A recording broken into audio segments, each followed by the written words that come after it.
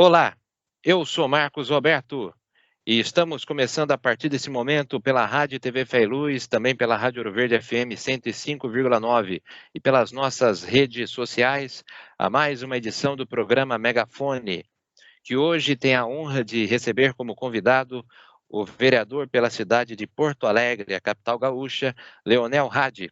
Ele que é um policial civil com uma experiência de mais de 15 anos na corporação e também é antifascista. Ele, no ano passado, em 2020, elegeu-se vereador pelo PT na capital gaúcha. No nosso programa de hoje, conversaremos a respeito do seu trabalho como vereador, mas também de assuntos relacionados à polícia e a sua participação no âmbito político. Então, desde já, eu agradeço a presença do vereador aqui no Megafone e desejo-lhe umas boas-vindas. Muito obrigado pela oportunidade, pelo convite, um agradecimento a toda a audiência e é uma honra que nós possamos estar dialogando aí para todo o Brasil. Vereador, para começarmos essa nossa conversa a respeito dessas questões relacionadas ao seu trabalho e também à polícia no âmbito político, há 2 semanas mais ou menos atrás você trouxe essa questão nas suas redes sociais, aludindo à possibilidade de desfiliar-se do Partido dos Trabalhadores, uma vez que, segundo aquilo que você expressou, ele não sabia dialogar, ele não conseguiria dialogar com as corporações, a polícia, e com isso poderia criar algum tipo de problema. Eu gostaria de saber a sua impressão a respeito disso, se é somente no PT que existe esse problema, ou se é em todo o campo progressista que não consegue dialogar com as corporações policiais. Isso é uma situação que abrange todo o campo progressista, principalmente o campo de esquerda. E os motivos são até razoáveis, são lógicos, históricos, né? Não é algo que saia do nada, não existe digamos, o campo da esquerda não é refratário à toa, né? É todo um histórico de constituição dessas corporações, sendo mais objetivo, não indo lá da Constituição, da função da escravidão, toda essa questão, né, de controle e tal. Mas se a gente for compreender que a nossa polícia é a mesma do pós-golpe militar, é exatamente a mesma, né? Então a gente tem uma alteração na construção das instituições policiais a partir de 67, entre 67 e 69, no pior período da ditadura militar, que é o período do AI-5, né? Todo aquele contexto que o sistema vai se fechando, é o período em que nós consolidamos o sistema atual de segurança pública. Basicamente é o mesmo sistema. Em 88, com a redemocratização e com a Constituição Federal, a gente não mexe nesse sistema, não fazemos uma depuração desse sistema, e esse sistema se perpetua, então, até o período atual, e fica, então, né, esses vícios aí corporativos que acabam trazendo esses números que nós sabemos, que é uma das polícias que mais mata no mundo, ao mesmo tempo são as polícias que mais morrem no mundo, então esse sistema de guerra permanente, nós temos um racismo estrutural muito evidente, diversas situações de abuso de autoridade, enfim, de torturas, né, tudo aquilo que a gente já sabe, que é chover no molhado e que realmente existe e que deve ser debatido e combatido por todos aqueles que têm um mínimo de compromisso com a democracia, não precisa nem ser de esquerda, né?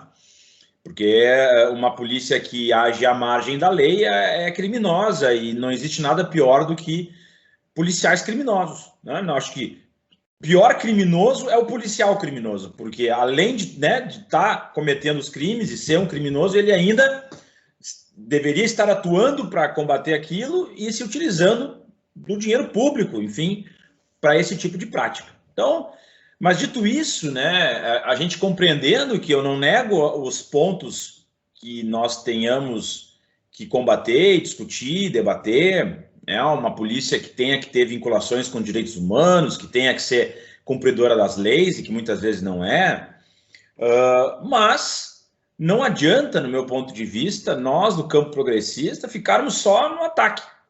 só numa crítica, só numa lógica de destruição das corporações e de colocar todos os indivíduos, todos os trabalhadores dessas corporações como se fossem a própria corporação.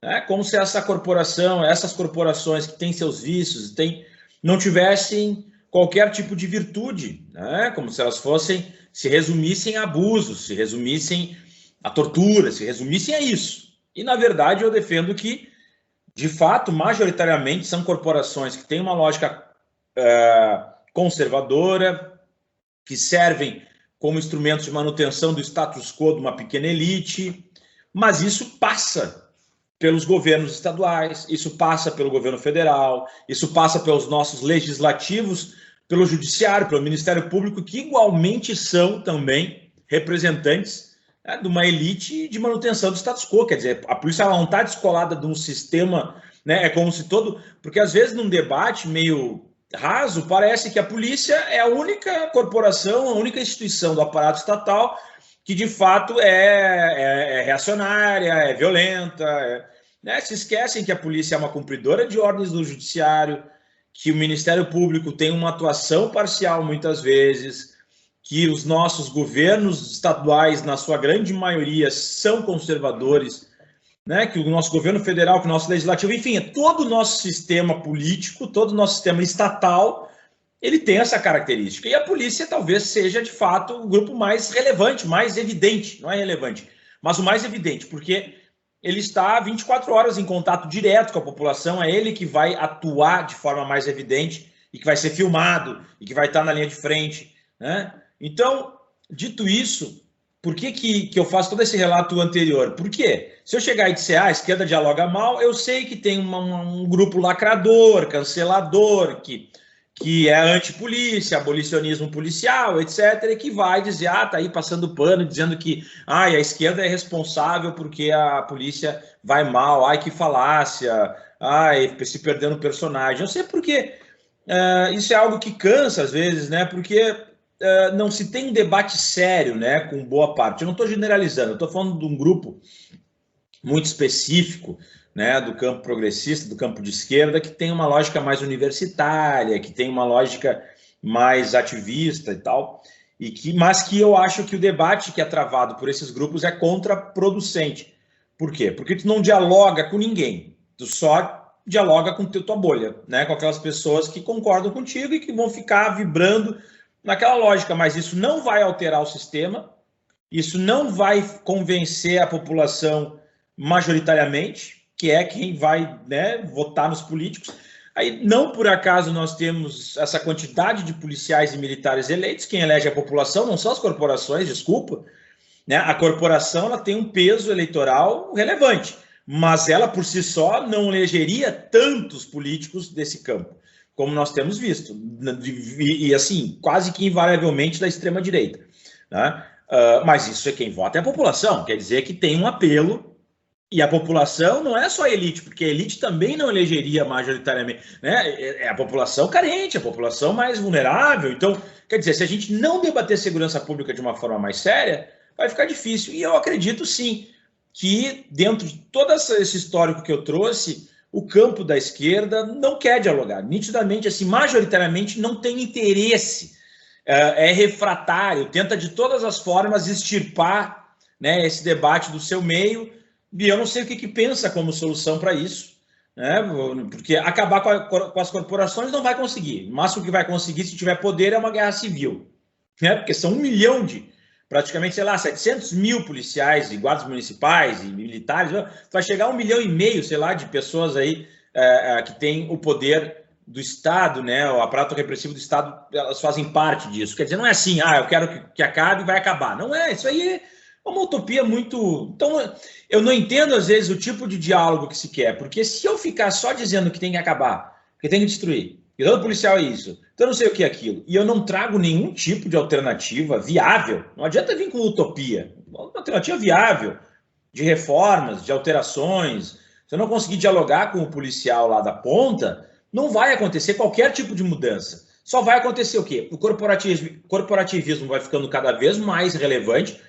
as forças de segurança vão ficando cada vez mais coesas numa lógica de nós e eles. Eles querem acabar com a gente se une aqui no nosso grupo, porque afinal de contas a nossa sobrevivência depende dessa coesão contra aquele outro grupo que nos ataca, e nós teríamos cada vez mais violência, cada vez mais arbitrariedades. Por quê? Porque é nós e eles. Então, todo o campo progressista, o campo da esquerda, movimentos sociais, são os inimigos da ordem. Enfim, aí dá um grande diálogo. Mas eu considero, sim, que o campo da esquerda não sabe dialogar com os agentes da segurança pública, que trabalha muito numa lógica da lacração, muito numa lógica de achar que todo policial ele é igual à sua corporação, que ele tem que ser silenciado, que ele é um ignorante, trabalha muito com a lógica de que todo agente da segurança pública, trabalhador da segurança pública, é ignorante, é truculento por natureza, é uma pessoa sádica.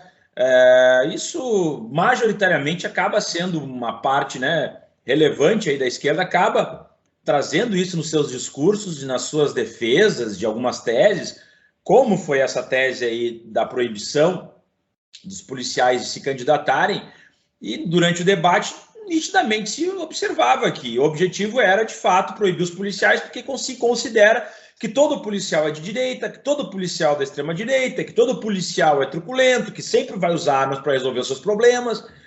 E não é verdade. As corporações são muito difusas, são corporações podem ser majoritariamente, né, a maioria das pessoas pode ter um viés conservador, mas a maioria não é fascista, a maioria não é criminosa, a maioria, né, é seguidora das normas. Então, se a gente não entender essa complexidade e fazer um diálogo da forma viável, a gente só vai jogar cada vez mais essa corporação para a extrema-direita, até, de fato, ela vir se tornar fascista, como tem gente que quer lacrar, toda polícia é fascista, a polícia é fascista. Bom, se fosse, eu sempre digo assim, vocês estão menosprezando o que era uma Gestapo, o que era uma SS, porque, assim, uma polícia fascista, ela só existe num governo fascista. E, se ela for fascista, ela vai eliminar fisicamente os opositores. É o que o Pinochet fez, né? Ia lá, paredão e acabou, não tem discussão, não tem divergência, jamais poderia dialogar com um policial, sabe? Então, quer dizer, ela tem outros problemas, né, graves, mas ainda não é uma polícia fascista. Ainda tem uma margem de diálogo. Tanto é que no 7 de setembro diziam que a polícia ia fazer acontecer, ia acabar com a democracia, e nada aconteceu. Mas tem grupos, claro, dentro dessas corporações que estão disputando essa hegemonia. Então está na hora da gente ter um diálogo para brecar esse avanço, né, no interior dessas corporações. Mas durante a campanha do ano passado, você em algum momento não percebeu que já existia esse problema na esquerda? Porque você se elegeu por um partido, né, explicitamente de esquerda. Aí você alude a essa questão já durante o mandato. Na época da eleição, você não conseguiu detectar que existia esse problema, essa falta de diálogo entre a corporação e os partidos? Não, mas eu me candidato em 2016 justamente por esse viés. Era esse o meu debate. Porque eu sempre digo, né? Minha mãe fundou o PT, eu nasci bem na época da fundação, bem naquele contexto de fundação do partido. Então eu tenho meu nome é Leonel, em homenagem ao Brizola, por causa do meu pai. Então, quer dizer, eu tenho uma vinculação com o campo da esquerda muito orgânico, assim, muito... tipo assim, por ser policial, eu sou muito atacado pela esquerda. Muito, né? Muito. Assim, chega a ser irracional, né? Mas, eu digo, pode me atacar, eu jamais conseguiria, né, ter uma pauta... ou militar, ou votar em alguém do campo da direita. Porque isso vai contra a minha constituição como pessoa, entende? É uma agressão pessoal a mim mesmo. Então, nesse aspecto, tanto faz o que vão pensar, se vão me atacar, não vão me atacar, porque, enfim, eu vou sempre ter algum viés de esquerda carregando aí. Agora, eu sou filiado desde 99, né, ao Partido dos Trabalhadores. Então, quer dizer, tem muito tempo de partido, né? Eu não entrei no partido com objetivo eleitoral, nunca tive vida partidária antes de 2016. Mas, em 2015, eu começo a ser perseguido dentro da corporação, dentro da polícia. Por quê? Porque eu apoio o governador, na época que tentava a reeleição, Tarso Genro, do PT, faço um vídeo de apoio para ele e digo, olha, eu sou policial e é por isso que eu voto no Tarso Genro e tal, E aquilo reverberou muito, porque a pauta da segurança já estava num viés de reacionarização. Por isso que me falam, as pessoas me perguntam, tá, Leonel, quando tu entrou na polícia, como é que tu entrou na polícia? Porque afinal de contas eu disse, olha, quando eu entrei a gente não estava nessa polarização, a polícia estava no momento de melhoria de visão, a sociedade tinha uma visão de que a polícia era cada vez mais democrática, mais intelectualizada, mais respeitadora dos direitos humanos, mais técnica. Era esse, quando eu entro na polícia, era esse o clima que nós tínhamos. Não é o clima de agora, sabe?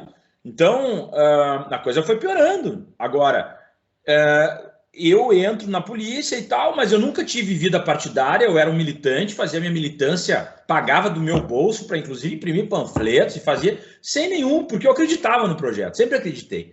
Só que, quando eu gravo esse vídeo em 2014, esse vídeo viraliza, não sei por que cargas d'água, porque eu não tinha rede social relevante, né? Eu tinha uma página no Facebook, página não, eu tinha meu perfil no Facebook e tal, e viraliza e alguns delegados ali que apoiavam o Sartori, do MDB, que era o governador que acabou ganhando, se indignam com aquilo, porque aquilo traz um prejuízo para a campanha deles ali, e já dizem, olha, a gente tem que prejudicar esse cara. Eu sou avisado por um delegado que estava nessa reunião, que era o delegado da minha delegacia, disse, olha, né, os caras fizeram uma reunião, eles vão te pegar e tal. E eu não levei a sério. E dito e feito, o Sartori ganhou em 2015, toda a crítica que eu fazia a ele na rede social, eu recebi uma sindicância. Aí eu fui recebendo uma sindicância atrás da outra. E a última, meu pai estava morrendo, estava com Guilherme Barret, ficou tetraplégico e tal, na UTI. E aí eu recebo mais uma sindicância porque eu tinha dito que tinha faltado papel e que isso era uma má administração do governador. Sempre defendendo a polícia, defendendo os servidores públicos, sempre nessa lógica, defendendo professores, né, criticando o governo de forma democrática, no meu espaço, fora do meu horário de trabalho.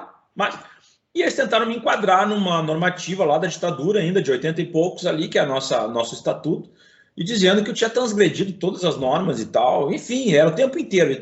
Isso eu notei. Aí, nas oitivas, eles colocavam, quem é que te financia? Quem é o partido que te financia? Quem é o deputado? Eles achavam que eu era um ente partidário dentro da corporação, entendeu? E queriam me extirpar. E eu dizendo, mas que loucura isso, porque ninguém me conhece no PT. E aí que eu vou lá conversar. Eu vou na Maria do Rosário, conversei até com a Manuela na época, a Manuela Dávila, que era deputada, vou no Jefferson Fernandes, que é outro deputado aqui, todos da área de direitos humanos, e digo, olha, tendo essa perseguição aí, para mim está insuportável e tal. E aí, quando eu recebo essa última sindicância, que daí eles mandam uma viatura ostensiva para a delegacia que eu trabalho, né, como se fosse mesmo me prender, assim, uma coisa absurda, na frente de todos os meus colegas, policial entrando na delegacia, assim, cadê o Leonel? Sabe? Aí eu disse, cara, não tem condições mais, assim, eu vou ter que ir para a política, né? E aí eu me lembro direitinho, né? Daí pedi licença e tal, porque eu tinha que cuidar do meu pai faleceu logo depois, então. E aí eu fui conversar com o pessoal, né, do PT na época e disse, olha, é o seguinte, eu não tenho base, ninguém me conhece, eu nunca tive uma pretensão de ser candidato, mas é o seguinte, ó, eu preciso ficar 3 meses licenciado, que é o período que tu fica licenciado, para ser candidato, para eu poder fazer essas críticas a esses políticos neoliberais que atacam o serviço público. Então, minha função é essa, é ser extremamente ostensivo a essa política neoliberal, né? Eu acredito que a gente está num período de evolução do fascismo, isso eu falei lá em 2016 ainda, né? E nem se falava essas coisas ainda. E eu disse assim, e outra, a pauta da segurança pública, ela é menosprezada pela esquerda. E a direita tem vários candidatos, e a pauta a partir de agora é a segurança pública. Se a esquerda não acordar para isso, a gente vai sair perdendo eleições sempre. E tanto é que não tem. Eu perguntei para eles assim: qual é o candidato do PT que é da polícia? Não tinha nenhum na época. Nenhum. Aí eu disse assim: pois é, isso é sintomático, porque na direita eu elenquei vários. Ó, aí, então quer dizer que a gente vai abdicar dessa pauta. Então quer dizer, eu entro na eleição justamente para marcar uma posição, né, em defesa dos trabalhadores, tal, servidores públicos, e numa pauta de que, bom, a esquerda também tem propostas para a segurança pública, diferente da direita, mas também fala sobre isso. E também dialoga com os trabalhadores da segurança pública. Então, quer dizer, eu já tinha, desde sempre, né, observado que não tinha esse diálogo, não existia, porque, se for pensar, essa frase, para mim, a frase mais infeliz que tem, né, a palavra de ordem mais infeliz, que eu sempre vou dizer isso, não acabou, tem que acabar, eu quero o fim da polícia militar. É a palavra de ordem mais infeliz que alguém pode ter criado. Porque, aparentemente, no primeiro momento, diz assim, que realmente, né, ficamos com uma herança da ditadura, pô, tem que, né, essa polícia militar não deveria existir. Sim, mas assim, tu falar isso, não adianta tu falar isso se tu não tiver uma estratégia de mudança dessa corporação. Porque a polícia militar são as maiores polícias, né? São a maior quantidade, maior contingente. E aí tu fala isso geralmente em confronto com o contingente da polícia militar, que ao fim e ao cabo é quem vai dar o tom se quer ou não quer desmilitarizar, ou quer. E eu digo que eu tenho que acabar com aquela profissão daquele cara ali. Então aquele cara que estudou para o concurso, fez uma academia, passou por dificuldades, já trocou tiro, já teve que prender, já respondeu sindicante, né? Todo histórico, perdeu colegas, tal. Tu chega para ele e diz o seguinte: não, tem que acabar com a tua profissão, entendeu? Tem que acabar com a tua corporação. Cara, esse cara nunca mais vai querer dialogar contigo para nada. Nem que tu diga para ele, olha, você não acha que isso é apenas uma reação da sociedade por aquilo que a polícia faz no seu dia a dia? Mas qual sociedade? É isso que eu te pergunto, né? Qual sociedade? Isso é uma parcial da sociedade, mas majoritariamente a sociedade repele esse discurso. Tanto é que, bom, é só a gente ver onde é que nós estamos nos executivos aí, nas prefeituras, nos governos. Significa o quê? Que a gente está dialogando mal.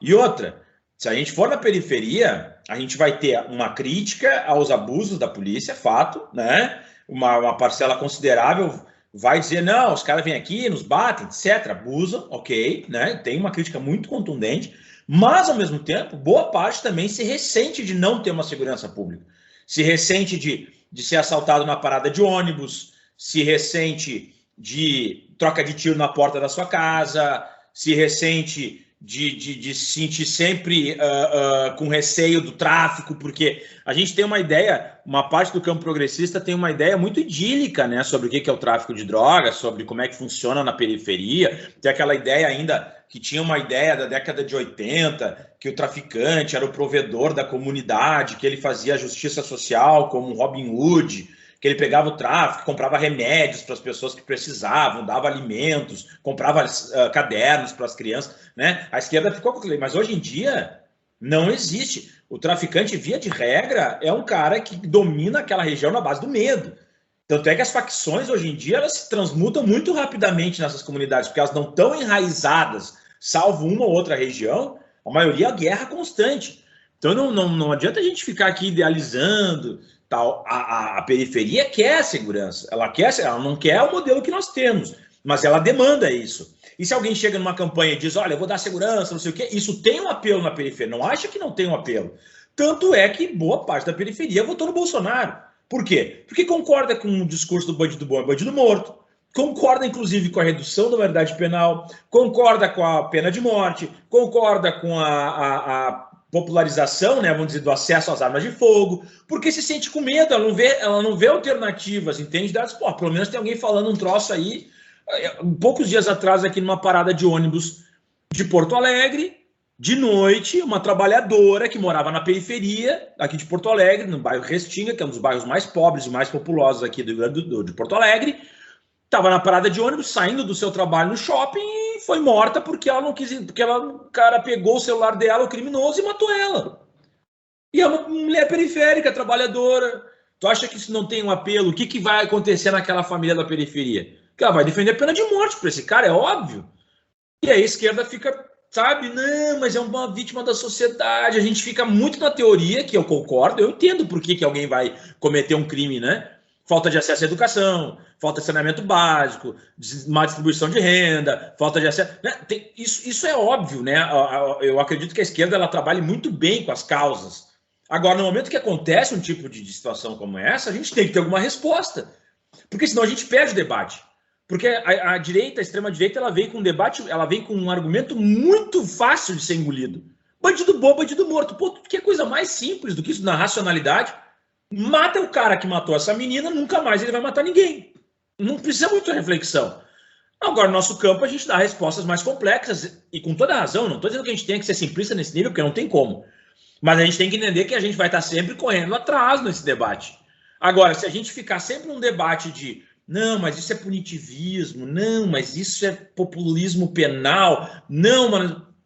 Bom, aí a gente está entregando tudo para a extrema-direita. A extrema-direita vai avançando a passos largos e quando a gente não dá o mínimo de resposta, vai sobrar a resposta máxima.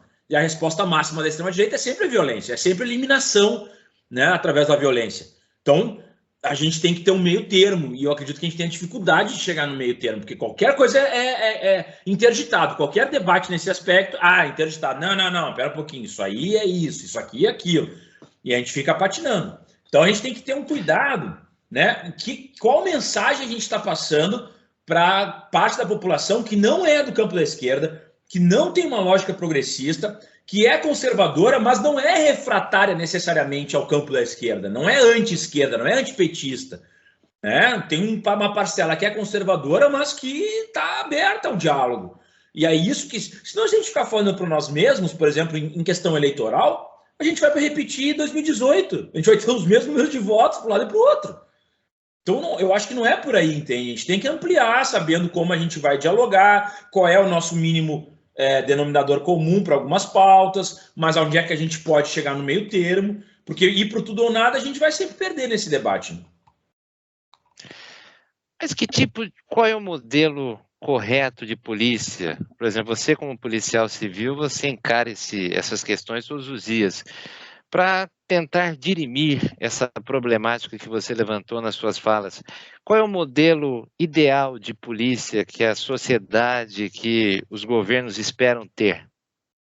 Eu acredito que a gente teria que fazer algumas reformas aí nas nossas polícias, né? Para mim, a mais essencial é a carreira única, nesse primeiro momento, porque a gente tem que ter uma entrada só. E aí eu vou dizer, vai parecer uma pauta corporativa, mas é uma pauta que tem uma relevância em relação ao trabalho da polícia em relação à sociedade.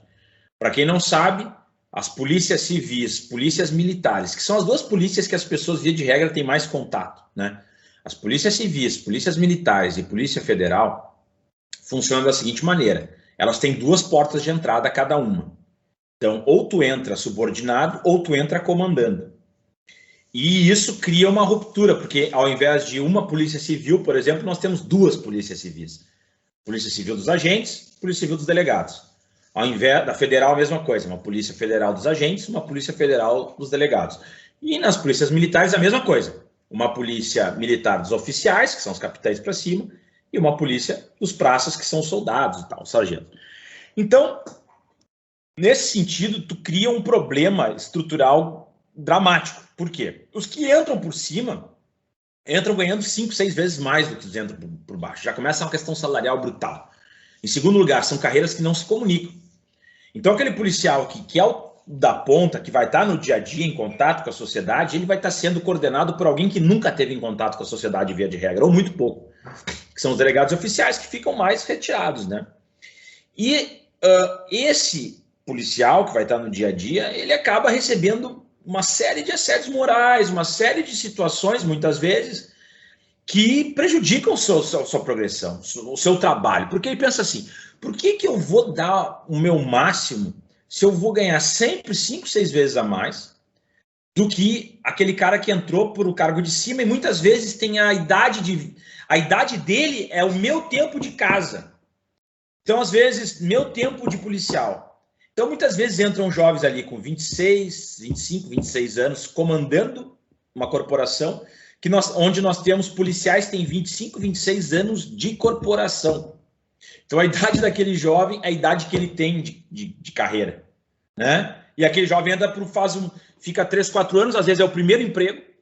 Então, ele fica 3, 4 anos só marcando X, estudando, lendo, tá sem nada de vivência, via de regra. Claro, existem exceções, mas a regra é essa.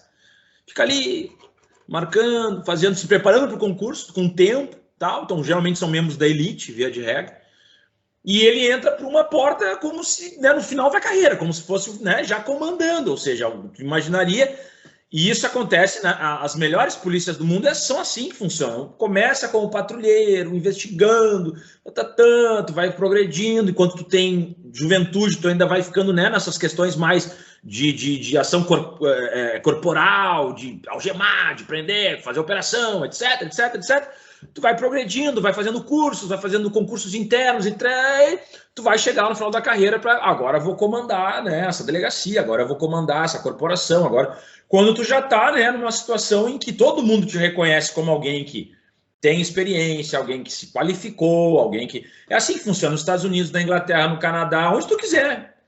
Joga um país aí desenvolvido, é o modelo. Aqui no Brasil, não. Aqui o Brasil acho que é o único país do mundo que nós temos essa ruptura. Isso é péssimo, porque o serviço prestado para a população será péssimo, porque cada um vai querer resolver o seu problema estrutural e aí a população acaba pagando um preço. Esse é um primeiro ponto. Segundo ponto, a desmilitarização, né? As polícias militares deixarem de ser subordinadas como forças auxiliares do Exército, né? E que elas possam passar por uma modificação estrutural que retire dela esse estatuto militar, né? O RDA é o regime disciplinar, né?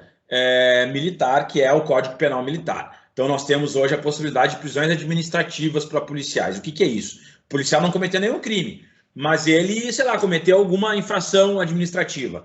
E aí ele pode ser preso, ficar 15 dias, um mês preso mesmo, em cadeia. Tá? É o que aconteceu com uma policial militar aí no Maranhão, que queria amamentar seu filho, tinha que sair no horário, o superior hierárquico, o oficial, ou seja, mais uma vez o problema da carreira única, porque o oficial oprime o praça, mas o praça nunca pode dar resposta no mesmo nível, porque é outra, né, é outra cúpula, e ela ficou presa. Uma mãe que deveria amamentar acabou ficando presa. Então, quer dizer, não tem nada mais opressor para o próprio trabalhador de segurança pública do que o militarismo. Então, quer dizer, isso vai refletir na sociedade. Por quê? Todo o treinamento, todo o dia a dia dentro das corporações é na base da humilhação, é na base, né, do manda quem pode, obedece quem precisa, etc, etc. Quando vai em relação à população, né, sociedade, vai ter um tratamento muito similar. Não por acaso também tem uma questão salarial gravíssima, né, que a gente vai ter que passar, porque são pessoas que vêm com diversas dificuldades no seu dia a dia, né, e daí tem que lidar com as situações de estresse. Então, a gente teria que pensar essa reestruturação salarial e também, eu acredito, um debate também sobre o ciclo completo, né, com maior quantidade, inclusive, de polícias, né? Quanto mais polícias nós tivermos especializadas e com ciclo completo, melhor é. Assim nos Estados Unidos tem várias polícias, no Canadá tem várias polícias. A gente acha que unificando é a solução, né? Eu acredito que mais polícias especializadas, com mais controle externo. Uma outra situação, né? Nós temos que melhorar muito o controle externo dessas corporações, né? A gente teria que ter ouvidorias de indivíduos, né? Que fariam a ouvidoria sem ter vinculações com a corporação, então fariam vínculos, né, com a sociedade civil de forma mais imparcial, né, vamos dizer assim, seriam ouvidores não vinculados para oxigenar e, claro, utilização de câmeras nos coletes de viaturas, GPS nas viaturas. Então, quer dizer, um controle maior sobre essas corporações. E dentro da lógica, né, de uma polícia cidadã, de uma polícia do policiamento comunitário, com mais vinculações com as regiões em que atuam, principalmente na periferia. Eu acredito que as guardas municipais têm um papel muito relevante nisso, né, principalmente nesse contato com os postos de saúde da periferia, com as escolas municipais da periferia. Então, uma aproximação, né, e uma lógica de diminuição de conflitos. Agora, claro, eles sempre vão acontecer, e quando acontecer tem que estar bem equipada, tem que estar bem preparada, o policiamento ostensivo tem que continuar acontecendo, a investigação tem que continuar acontecendo, né? Mas com uma lógica mais de preservação da vida, menos militar, menos lógica de guerra, mais uma lógica de polícia de fato. Agora, é claro, nós temos regiões conflagradas, o Rio de Janeiro, por exemplo, é um caso à parte, é uma realidade muito mais complexa, de uma violência urbana muito mais evidente, né? Grupos criminosos muito mais bem equipados do que no restante do país, e isso passa também por um debate da nossa lei de drogas, né? Dessa guerra às drogas, que para mim é uma guerra perdida, que nós deveríamos debater seriamente a regulamentação e legalização da produção e comércio de drogas, e claro, começando com a maconha, que já está num processo muito mais evoluído nesse debate. Nós vemos, como mais uma vez eu vou citar aqui, Canadá, Estados Unidos, México, Uruguai, né, já fizeram o seu processo de legalização, e acredito que isso é inexorável, isso vai acontecer. Resta ao Brasil saber como ele vai entrar nesse cenário, se atrasado como sempre ou num tempo razoável, né, para aproveitar essa onda aí, que é inclusive uma onda econômica positiva que é trazida por essa política. Vereador, hoje nós estamos vivenciando um fenômeno de ver diversos agentes públicos exercendo uma carreira de político no âmbito municipal, no âmbito estadual e também no federal. Você acha que isso realmente é necessário, né? Tanto que se discute aí, tem uma lei sendo debatida em Brasília a respeito de permitir ou não a participação de agentes policiais na política. Na sua visão, você acha necessário realmente termos esse número expressivo de policiais, de cadetes, de generais, como políticos e atuando dentro das câmaras municipais, estaduais e federais? A pergunta que eu sempre coloco é: policiais são trabalhadores ou não são trabalhadores? São categorias de profissionais ou não são? Porque isso vai ser o determinante para a gente decidir, né, para a gente ter um argumento minimamente razoável se devem ou não ocupar os espaços. Né? Porque se a gente for por esse viés de que é corporativo, não sei o que, bom, então a gente não pode eleger sindicalista, a gente não pode eleger professor, a gente não pode eleger, sei lá, latifundiário, não pode eleger sem terra, não pode eleger pequeno agricultor, não pode eleger ninguém que levante uma bandeira corporativa. E aí vai sobrar muito pouca gente, né? Que é meio difuso, assim, não tem uma bandeira corporativa. A maioria tem, a maioria tem. Então, eu vejo muito por esse viés. E se nós compreendermos que, de fato, os trabalhadores da segurança pública são das categorias que têm as maiores dificuldades econômicas, assim, em termos de salarial, demandas de trabalho, né? Se a gente for em delegacias aí em alguns estados, é deplorável, é algo que parece um esgoto, né? Um troço... quer dizer, então tem muitas demandas de trabalhadores aí. Agora, o que eu penso, né? Nós temos uma situação que o Constituinte, lá em 88, refletiu bem. Ele pensou, tem algumas categorias aqui que nós temos que ter uma certa parcimônia, porque elas têm características muito peculiares. E eles decidiram 3 categorias: juízes, promotores e militares. São as 3 categorias que os constituintes, lá em 88, refletiram muito a respeito e disseram: olha, essas 3 categorias não podem ter vinculação partidária, não podem ter atuação política, por motivos óbvios, né? Juiz é, inclusive, órgão, ele não é nem servidor público, ele tem tanto poder, o juiz, que ele não é considerado nem servidor público, ele é um órgão por si só, um indivíduo é um órgão, olha o poder que tem um juiz, e ele manda, né? O juiz manda, os outros obedecem, né?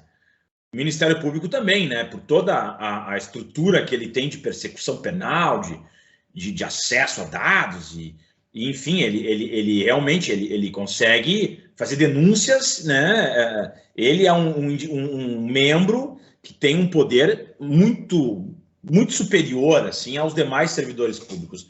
E os militares, porque eles lidam com essa situação de estabilidade institucional, estabilidade, defesa das fronteiras, né? Eles têm toda uma lógica que tem que buscar, de fato, né, um afastamento das paixões políticas. Né? Na verdade, todo serviço público deveria ter essa lógica, mas as Forças Armadas, né, elas têm um viés nesse aspecto. Então, está lá na Constituição, se tu for nos artigos que falam sobre juiz, sobre promotor e sobre Forças Armadas, tu vai enxergar lá um inciso, né, nesses artigos que vai dizer: é vedada a participação política partidária, blá, blá, blá, blá, blá. Mas os constituintes se silenciaram em relação aos policiais que seguem estatutários, ou seja, os policiais que são servidores públicos como qualquer outro servidor público. Então é bom que se diga: policiais civis, policiais federais, rodoviários federais, guardas municipais, policiais penais, né, todos os sistemas peritos, enfim, todo o sistema de segurança pública, tirando a polícia militar, né, isso aí é uma casa à parte, que a gente já vou dialogar sobre isso, mas tirando as polícias militares, todos os outros policiais todas essas instituições são civis e seguem o Estatuto dos Servidores Públicos Civis. Né? Então, não existe nenhum regramento na Constituição, não existe nenhuma normativa, nada que exclua esses grupos. Como é que ficam os policiais militares dentro da Constituição nessa lógica? Eles seguem os mesmos ordenamentos das Forças Armadas. Por quê? Porque a Polícia Militar é uma força auxiliar do Exército. Então, os policiais militares também não podem ter filiação partidária, não podem se sindicalizar, não podem ter qualquer atuação política, né? E é por isso que eu discuto, inclusive, a desmilitarização, para que os policiais militares saiam desse sistema e entrem no sistema civil, né, regramento civil, como todos os outros servidores públicos, até para poder se sindicalizar, se manifestar, etc, etc. Então, dentro dessa lógica, me parece lógico que essa normativa da quarentena fosse aplicada para esses 3 grupos. E que nós debatêssemos, então, a desvinculação das polícias militares como força auxiliar do Exército, para que as polícias militares também entrassem no campo dos servidores públicos civis e que também pudessem participar. Porque as polícias, né, têm as suas demandas, né? Eu acredito que as Forças Armadas também têm, o Ministério Público também tem e os juízes também têm. Não é esse o ponto.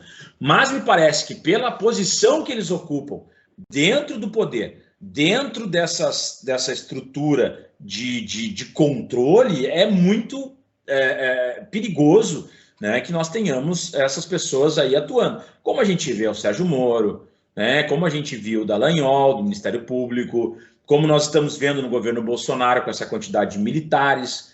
E é bom que se diga, né, eu defendo que cargos de confiança, funções gratificadas, devam ser vedadas para policiais e militares, a não ser que seja na função fim. Para mim, militar e policial só podem estar ali no Ministério da Defesa, no Ministério da Justiça e Segurança, numa Secretaria da Segurança, como segurança de um presidente, de um governador, entende? Em funções afins. Agora, não pode ter policial ou militar no Ministério da Educação, no Ministério da Saúde. Isso não faz o mínimo sentido. Então, quer dizer, a gente teria que ter uma normativa muito clara que vedasse a ocupação de cargos por policiais e militares, a não ser que seja na função fim.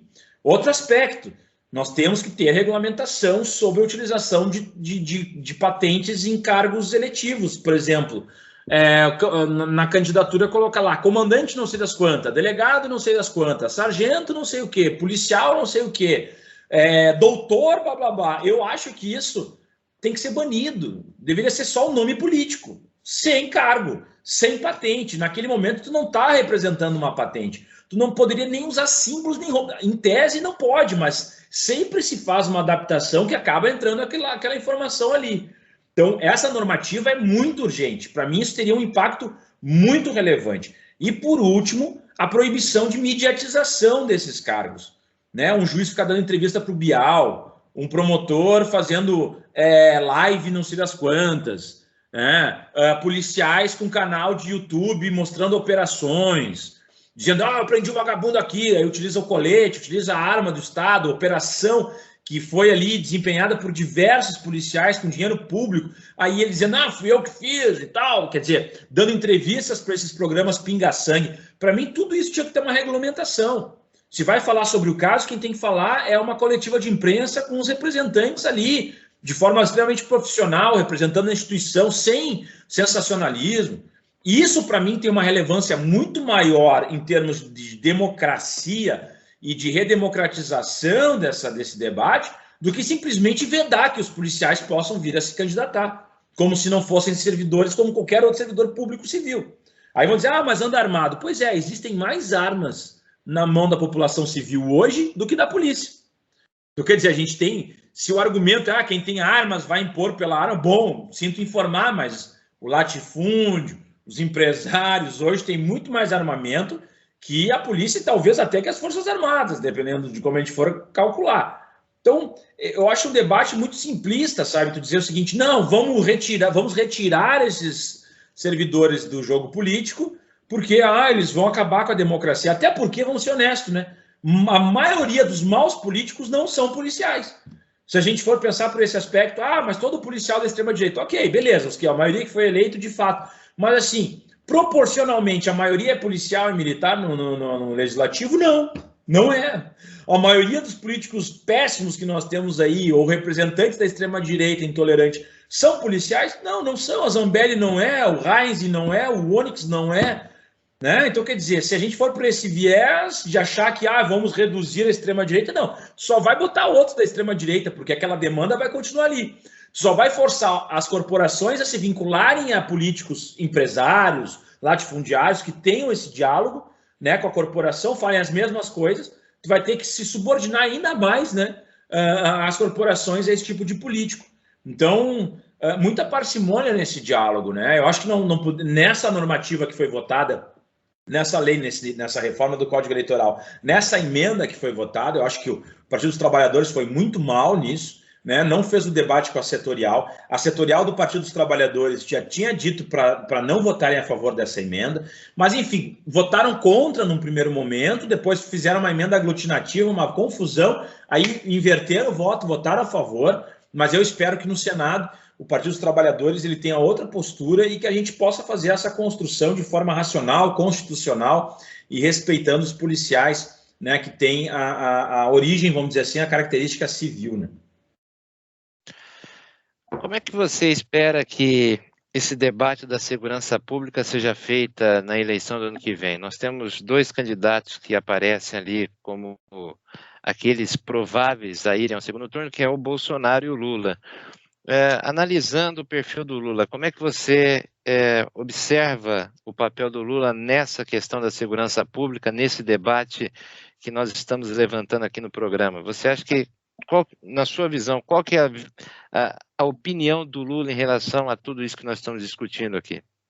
Eu acredito que o Lula tem uma visão clássica do campo da esquerda, que é que a segurança não se faz só com opressão, com a repressão, enfim, com a polícia ostensiva ou com a polícia em si, né? E eu acho que está correto, eu acredito.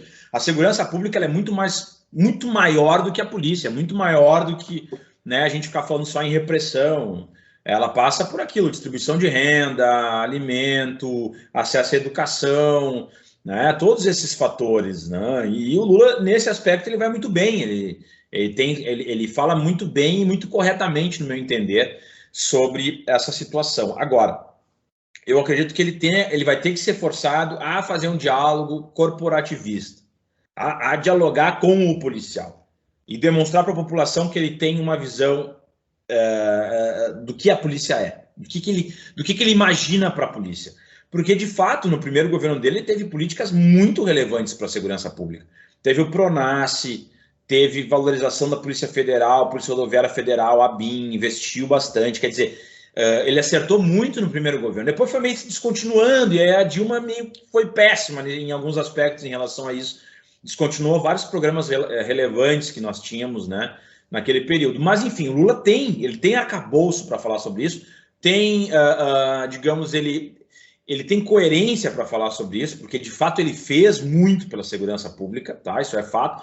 Eu acho que ninguém fez mais do que ele nos últimos, talvez, 30 anos em relação à segurança pública, mas, em termos de diálogo, de debate, ele vai ter que se aprofundar um pouco em algumas pautas da corporação policial, vai ter que falar um pouco sobre qual é a visão do Partido dos Trabalhadores em relação a crimes violentos. Acho que o Partido dos Trabalhadores, a gente não quer, acho que a gente não tem que ter um sistema penal maximizado, mas a gente vai ter que falar sobre o que a gente quer fazer com o feminicídio, o que nós pensamos sobre o homicídio, o que nós pensamos sobre o latrocínio, o que nós pensamos sobre o estupro, o que nós pensamos sobre o racismo, porque são questões que passam pelo sistema penal, passam pela persecução penal, passam por uma atuação da polícia, e são pautas que, enfim, volta e meia, se a gente for observar, a própria esquerda que odeia a polícia, que defende o abolicionismo penal, o abolicionismo policial, quando acontecem essas situações, demandam, tem que prender, tem que encontrar, onde é que está o assassino do fulano, quem matou Marielle? Isso é demanda justa e demonstra que é necessário que a gente tenha um sistema, que nós não estamos numa sociedade que a gente possa simplesmente virar as costas e dizer, não, vamos tirar todos esses códigos aqui, todos esses artigos, e a gente resolve aqui num bom diálogo. Não estamos nesse patamar, desculpa, a gente precisa sim ter mão dura para alguns crimes, organização criminosa, né? Algumas coisas pontuais. Agora, é claro, a gente não tem que ficar defendendo maximização, criando penas e leis, não sei o que, artigos para todo tipo de situação, né? Porque, como eu falo, para mim a nossa lei de drogas foi péssima nesse aspecto, porque ela criou um super encarceramento de pequenos traficantes e que acabaram alimentando cada vez mais as facções, né, dentro dos próprios presídios. Então a gente mesmo criou um problema numa lógica moralista que era do tipo, não vamos debater a legalização das drogas, porque nós vivemos numa sociedade conservadora e tal, e aí estão pagando um preço altíssimo em relação a isso. Então, sabe, são os dois lados. Acho que a gente tem que apertar de um lado, afrouxar do outro, mas dizer que não, ficar só num debate, do meu ponto de vista, que vai ser abstrato, que é correto, mas que é muito abstrato. Porque, por exemplo, se eu perco uma filha num latrocínio, eu não vou querer ficar sabendo se a fome é que gera o crime, se a distribuição de renda. Eu quero uma resposta efetiva sobre aquilo ali. Eu quero que tu me diga, não, o que eu vou fazer com esse cara? Entendeu? Se eu disser, não, olha, não adianta prender, porque a gente prende, os crimes continuam acontecendo. Não, não é uma resposta viável para a pessoa que foi vítima, ou que teve um parente vítima, um amigo que foi vítima, tá entendendo? É isso que me preocupa um pouco. E eu vejo isso é muito irracional, tu trabalha com medo, e o medo é a porta de entrada para o fascismo. O medo é aquilo, quando tu tá com medo e alguém te diz, não, eu vou te proteger, o cara, ele se abraça naquilo, mesmo seja uma mentira, né? Bolsonaro mentiu. Nitidamente, Bolsonaro mentiu na campanha dizendo que ele valorizava a segurança pública, que ele ia dar uma resposta, que ia acabar a corrupção. Os homicídios voltaram a aumentar, a corrupção é endêmica, ele não fez nenhuma política efetiva para a segurança pública, absolutamente nada. Ele jogou os policiais à margem com a reforma da Previdência, com a PEC 186, agora tem a PEC 32. Quer dizer, é um ataque atrás do outro, porque dele colocou os policiais onde os policiais sempre estiveram, que é um lugar de serviço público, mas já policial que meio que viajava que, não, eu não sou servidor público, eu sou policial.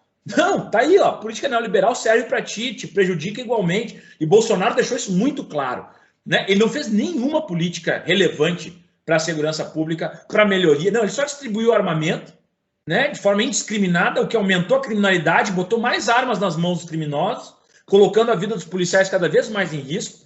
E ele faz só um discurso ufanista, né? Ele joga para cima, para a torcida e cai quem quer, porque qualquer policial minimamente razoável e racional, por mais que seja conservador, ele compreende que o Bolsonaro não é solução para nada, absolutamente nada. Mas, enfim, vai vir de novo no período eleitoral tentando, né, dizer que ele é o responsável e tal, que bandido bom, bandido morto. Mas, para a gente rebater esse discurso, a gente vai ter que falar com a corporação e vai ter que dar algumas soluções para crimes mais violentos, né, que nós temos na nossa sociedade. Vereador, volto à primeira questão no aspecto da sua relação com o partido. Né? 2 semanas atrás você trouxe nas suas redes sociais que poderia se desfiliar do PT. Como é que está a sua relação hoje com o Partido dos Trabalhadores? Ainda existe essa ideia que você levantou de sair do partido ou já é uma coisa que está resolvida entre você e a agremiação? Não, o que acontece? Quando o PT vota pela exclusão dos policiais do jogo democrático e da disputa eleitoral, né? A setorial da segurança pública é pega de surpresa, porque afinal de contas a setorial tinha feito recomendações, né? E a setorial, em tese, é um dos principais órgãos dentro do partido, deliberativos, assim. Claro, ele não tem o poder de determinar como é que os parlamentares votarão, mas ele dá uma indicação. E é formado por policiais, ou seja, o PT tem vários policiais na sua base, muitos policiais na sua base, né, militante. Então, bom, a setorial pergunta para a bancada do Partido dos Trabalhadores na Câmara e diz, olha, a gente quer uma resposta por que o PT vota a favor da exclusão dos policiais das eleições. E aí que vem o problema. Vem uma nota, saída em tese da liderança, e aí ficou meio confuso isso internamente, mas enfim, vem uma nota em tese oficial da liderança do PT na Câmara dos Deputados e diz o seguinte: nós, do Partido dos Trabalhadores, consideramos que policiais não podem ter atividade político-partidária, ou seja, copiam das Forças Armadas e jogam para todos os policiais. Mesmo eles copiaram, inciso, quer dizer, quem escreveu a nota não tinha nem noção do que estava escrevendo, né? Porque quis dizer que estava, inclusive, na Constituição. Não, a Constituição fala de Forças Armadas, não fala dos policiais. Né? Pode atingir os policiais militares, mas não atinge civis, não atinge os outros todos. Né, que a maioria das polícias não são militares. Aí ficou essa situação do tipo, bom, se o partido considera que os policiais não podem ter vida político-partidária, é meio bizarro que tenha policiais filiados ao Partido dos Trabalhadores, né? É uma coisa meio racional, do tipo, nós não queremos que policiais tenham vida político-partidária, mas tem policiais filiados ao Partido dos Trabalhadores e que, inclusive, ganham eleições pelo Partido dos Trabalhadores. Tu entende? Tu criou uma situação muito bizarra, que não foi uma situação minha, que eu disse, eu vou me emburrar aqui porque a minha tese foi derrotada e por isso eu vou pensar em sair. Eu disse, não, isso é uma expulsão. Para mim, isso é uma declaração de expulsão, porque Se tu tem essa normativa, tu não pode aceitar que policiais sejam filiados ao partido. Não é correto? Pela linha de raciocínio. E aí, claro, isso criou um debate brutal dentro do partido, porque daí é setorial, todos os policiais começaram a se rebelar no sentido de, pô, pera um pouquinho. E aí foi dito, não, olha, foi uma nota infeliz, que veio de um determinado, né, ali de um grupo, etc, né, e aí eu fui para Brasília semana passada, dialoguei muito com diversas lideranças do partido, com a presidenta Gleisi Hoffmann, e com a deputada Maria do Rosário, com o deputado Paulo Pimenta, e aí nós chegamos a um denominador comum que não é, isso aí foi um equívoco, que no Senado o partido vai modificar a sua colocação, vai trabalhar com essa lógica que eu falei logo no início, né, e que reconhecem que, de fato, né, a gente precisa ampliar o debate na segurança, que o PT realmente é frágil nesse campo e que é um campo que tem que ter um cuidado especial. Então, dentro desse diálogo, né, eu penso que ainda o Partido dos Trabalhadores é um partido de massas, é um partido que, de fato, contempla diversas outras pautas. Eu vejo, né, o Lula uma grande potência para frear esse fascismo galopante. Então, e eu tenho toda uma história, né? Eu vou dizer honestamente, sim, eu recebi vários convites para outros partidos, né? Desde a esquerda até partidos mais à direita. Eu recebi convites do partido da direita e não sei que me convidam, porque honestamente eu não, entendeu? Eu não entrei nesse jogo político por um objetivo pessoal de progressão, de ter votos e fundo partidário, entendeu? Não, eu entrei por uma militância minha, uma militância que eu acredito, e eu acredito que tem pessoas que militam dessa forma também, entendeu? Sem pensar em cargo, entendeu? Para mim, a eleição é só um processo de disputa e ocupação de espaço para debate. Eu acho que isso é muito mais importante. Claro, se tu ganha um cargo, tu tem um poder relevante, mas o espaço de debate é muito mais relevante do que a gente ficar pensando, não vou falar isso porque daí eu vou ganhar 10 votos ali, e aí tu fica ponderando, e aí a gente entra nessa política padrão que nós conhecemos. Mas, enfim, eu recebi convites do PSOL, recebi convites do PCdoB, recebi convite do PSB, recebi convite até do PP, enfim, não sei o que me convidam, mas recebi. Mas eu tive uma reflexão, né? Conversei com o pessoal assim, mais próximo, e disse, olha, das duas, uma, assim, no meu ponto de vista, eu não tenho muito respeito pelos companheiros do PCdoB e do PSOL. Nós trabalhamos muito juntos e eu acredito que a gente tem que ter uma coalizão, sabe? Eu acho que esses partidos têm que fazer coalizão, achar o seu menor denominador comum e tocar junto e cada vez mais fortalecidos. Mas eu não tenho disposição, sabe, de troca de partido, começa uma nova caminhada, aí atacada, porque tu saiu do partido tal. E eu disse assim, o mais fácil para mim, na verdade, nesse momento, se o PT considerar que é essa posição mesmo do PT, do tipo, não, nós não consideramos que policiais possam participar, eu vou terminar meu mandato de vereador por respeito às pessoas que me elegeram, né, e acreditaram também. Acho que complicado às vezes tu chegar a largar tudo para cima e virar as costas. Não, tem pessoas que depositaram, que queriam trabalho, porque acreditavam que estavam sendo representados. Então, terminaria em 2024, né, quando termina o mandato ali, enfim, fechou, né, cumpriu uma missão ali da melhor forma possível, não fui compreendido, não, e me afastaria da vida política, né, aí voltaria para a corporação e no sentido também de me calar, né, porque daí aí não é razoável, né, que tu fique numa luta sozinho, assim como Don Quixote, assim, é uma coisa meio insana, né, porque tu paga um preço muito alto por fazer. Todo policial progressista, isso que as pessoas têm que entender, todo policial progressista que se manifesta, ele paga um preço altíssimo dentro da sua corporação. Absolutamente todo. Ele vai perder promoção, vai prejudicar sua aposentadoria, vai receber processo administrativo, ele vai sofrer a máquina, quando tu tá sozinho, e tu tem que enfrentar a máquina estatal mesmo, aí tu vê o tamanho, porque é muito fácil eu falar aqui, as pessoas, não, mas quando tu tá só tu e a máquina, tu entende o que é a pressão, entende? Tu entende? Eu entendo perfeitamente, claro, nem perto do que o Lula sofreu, mas se a gente for observar, né, é uma estrutura que é uma moedora de carne. Então, é muito fácil, né, eu ficar aqui na academia, lendo livro e xingando, achando que todo policial isso e aquilo, mas não saber o que esses policiais, que esses trabalhadores pagam por fazer a mínima militância ou se posicionarem no campo democrático. Então é isso, basicamente seria essa situação, né, que foi criada. Vereador, gostaria de agradecer a sua participação aqui no nosso programa. Foi uma honra para nós escutar as suas ideias. Foi muito importante entender os seus posicionamentos em relação à polícia, em relação aos partidos de esquerda, ao campo progressista.